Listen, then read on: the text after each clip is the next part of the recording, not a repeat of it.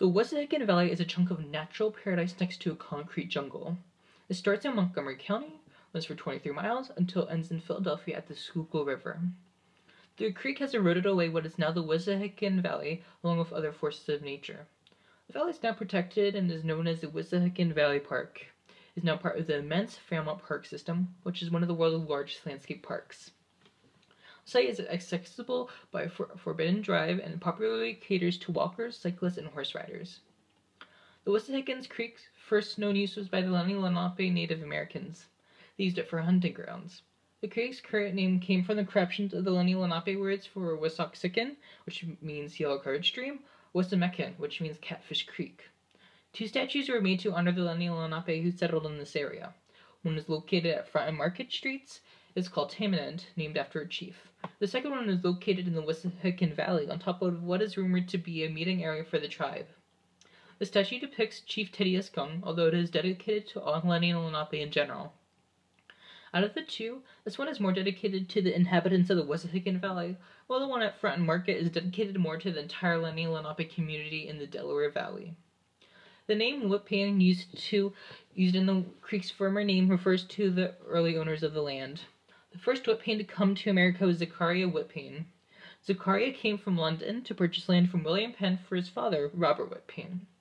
Robert Whitpain was a middle-class merchant who was trying to escape from London since he had to pay off many debts, and he was harassed for being a Quaker. Zachariah purchased 4,500 acres, which included part of what we now know as the Wissahickon Creek. The Whitpains ended up becoming very wealthy from a plantation they had on their land. When the family died off, part of the land became Whitpain Township in Montgomery County.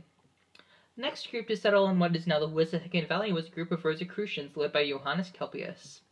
Johannes came from Germany with his group of mystics and went in Germantown. There they meditated and studied the occult. Eventually Johannes learned of the Wissahickon and decided to move there to be more in touch with nature. He and his group settled in the Wissahickon Valley, called themselves the Society of Women of the Wilderness. Their goal was to wait for the women of the wilderness, who would come sometimes in 1694 and bring some form of doomsday. A verse that refers to her is, "A woman clothed with sun and moon under her feet, and upon her head a crown of 12 stars." They lived in caves in a cabin in the area. They studied astronomy, botany, numerology, different religious texts, and more. They formed the first botanical garden in America and the first sky observatory in America. As they progressed, they became known by the local community as a pack of lazy lunatics. While they may have been lunatics, they were not lazy. They studied constantly, made massive cabin, and they helped the community. They provided spiritual guidance, material donations, and medical help, using knowledge very few knew about. The second botanical garden in America was also created here, made by a famous society member whose name was Christopher Witt. This second garden was strongly disliked by popular Philadelphia botanist John Bartram for unknown reasons. The group slowly disbanded around 1708, the time of Johannes Kelpius' death. The spring dug out by Kelpius himself, called Kelpius' Cave, can still be visited today. Some of the followers of Kelpius joined a group of Baptists known as Dunkards. The Dunkards formed when people who came to see Kelpius learned of his death and needed a place to go. The term Dunkard comes from their style of baptism of dunking a whole body instead of sprinkling. The group built a cabin called the Cloister that was used as a monastery, although it was soon abandoned when the group split up. Numerous religious groups since have used this place as a place of purity and sanctity due to its abundant nature and toleration or the different religions provided by Pennsylvania. The Quakers sought natural beauty and tried to escape the non-material world. The Quakers obviously knew the Wissahickon's beauty and utilized it. They studied the nature in this area, one of the most notable being John Bartram. These studies resulted in gardens like Bartram's Garden and Morris Arboretum. The Wissahickon throughout history was a popular spot for industry. The first mill along it was a grist mill and a sawmill named Robeson's Mill. This was built and owned by 2 friends until it was bought by Andrew Robeson. The mill ended up becoming passed down to 4 generations of Robesons until it was sold to a family called the Dobsons. While the mill existed, the Rittenhouse Mill was made by William Rittenhouse, who used Dutch paper-making skills.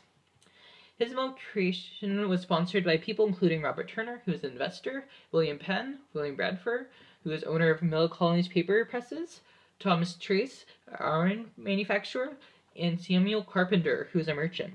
Samuel Carpenter supported him the most. This mill was a grist mill, although it eventually became a paper mill. This mill became the first paper mill in America. Unfortunately, it was lost in a flood, and it was no longer sponsored. William Penn requested for the public to aid them to find a new mill, since paper was a big part of Pennsylvania. They made a new mill and were thriving, although they had less profit than from their previous mill. The Rittenhouse Mill led other people to their paper mill industry in America. Pennsylvania has the most paper mills out of all 13 colonies. Throughout the time, many mills were made. Most mills were likely grist mills, although most records of them cannot be found. The most common types were grist mills, paper mills, sawmills, and fulling mills. The largest mill in Philadelphia was Livesey Mill, also known as Great Mill. Likely the largest time of industry was after 1698, when Matthew Hodgate was made a fulling mill. For a while, the Wissahickon Creek was one of the most important industrial districts in Philadelphia. Flax farming and processing was also a minor part of the industry for a while. The area used by the Rittenhouse Mill became popular. A community had soon established. Some of the people in the early hamlet included several mills, houses, and a smith. This became known as Rittenhouse Town. By the mid-1800s, 5 mills, many houses, dormitories, a school, a firehouse, a general store, 2 quarries, and a turnpike have been established. This community, along with several others, were destroyed when the Fairmount Park System purchased the Wissahickon Valley in 1872. The Wissahickon Valley was not only popular for industry, but was popular for tourism. The Wissahickon had many inns, hotels, roadhouses, taverns, and entertainment houses. Some of the notable buildings include Valley Green Inn, the Log Cabin, Wissahickon Hall, and Maple Springs. Valley Green is a moderately popular inn for travelers. Several famous people that visited the inn include George Washington, Marquis de Lafayette, and Benjamin Franklin. During the Revolutionary War, Benjamin Franklin stored his wine in the inn or at owners' houses. The first entertainment houses in the Wissahickon Valley were the Wissahickon Hall and the Log Cabin. Wissahickon Hall opened first and was well known for its food it offered. The most famous meal was called catfish and waffles. The meal was extremely popular in the Wissahickon Valley and was found at almost every place that offered food. It was offered at all times. There is a poem about it that went, "Far famed these inns through many a year, for hospitality and cheer. For bill of fare peculiar here, catfish and coffee, beefsteak fine, broiled chicken, waffles, and good wine." As heard in the poem, catfish and waffles consisted of fried chicken with relish, followed by steak, followed by fried potatoes, commonly hash brown form, followed by stewed chicken with waffles, and finished with a cup of coffee or sometimes wine. Wissahickon Hall was eventually turned into a building for park rangers and was utilized for a certain amount of time, until it became home for the 92nd Police District building. The log cabin was soon opened, and became more popular since it had live animals. These animals included owls, foxes, monkeys, small rodents, and 2 large black bears. The bears were chained to a carriage outside the entrance. Maple Springs was opened not too long after the log cabin, and they were close together. Maple Springs became more popular than the log cabin because it had 2 bears that were trained to do tricks. Maple Springs was also popular because it had a collection of tree roots and branches that were carved by the owner to look like human genitals. They were labeled as natural specimens. The only building of this kind that still survives today is Valley Green, which you can still go to today. The Livesey family owned many things in the Wissahickon Valley. They owned the Valley Green Inn, the Livesey Homestead, 2 mills, a grape farm, and a winery. The Livesey family were also wealthy and powerful. They had history in the government, philosophical society, and they were part of the founding of the Germantown Academy. When the Fairmount Park claimed all the Wissahickon area, all the Livesey buildings, besides the house in Valley Green, were torn down. Then it's used as an inn still, and the house is used as the Valley Green Canoe Club headquarters. The Wissahickon Valley was a site of action for a war as well.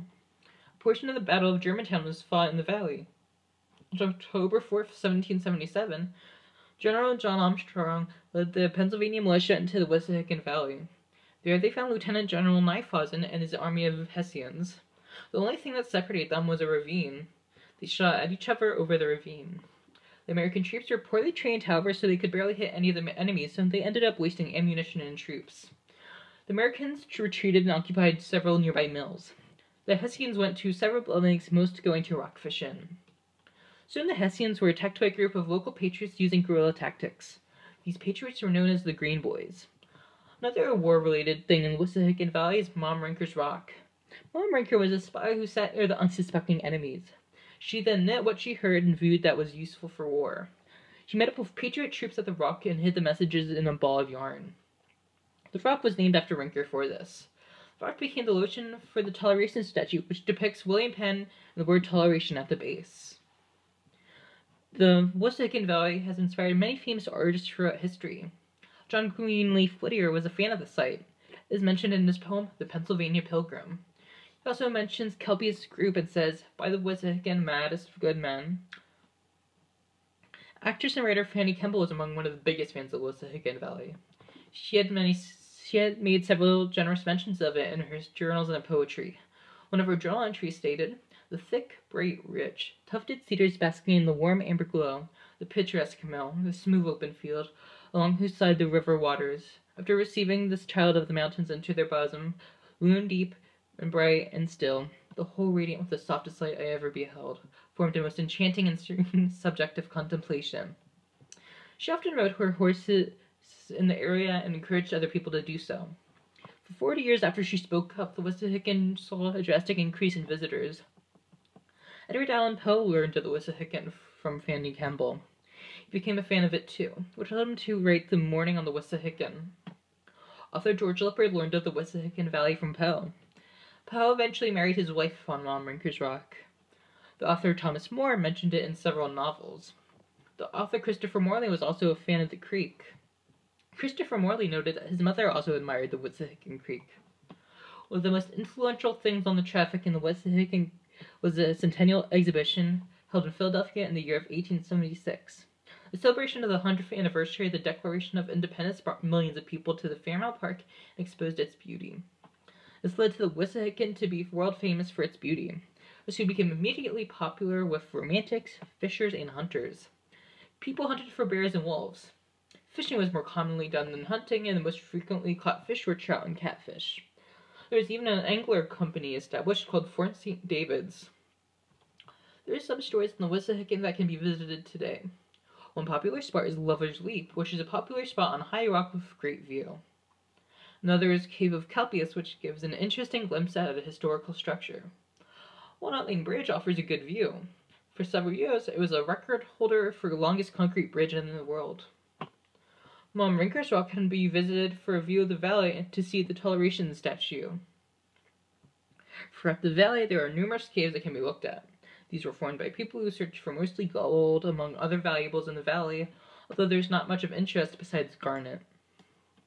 The Wissahickon Canoe Club is located at the former Livesey House. Memorial Shrine is a location that honors the young that fought in World War I. Devil's Pool is a pool in the valley near where Crisham and Wissahickon Creeks meet. It is quite beautiful and it is quite photogenic. It's best if you do not swim there because it's illegal and there is little supervision, so please don't try to swim there. The final thing to see is the first public drinking fountain in Philadelphia, called Pro Bono Publico, which is Latin for the public good. It was built in 1854 by John Cook as a gift to travelers. On it, the words Pro Bono Publico Esto Perpetua, which means in English, for the public good, let it remain forever. The Wissahickon is a gift that should be appreciated by everyone. It offers beautiful scenery for many to see.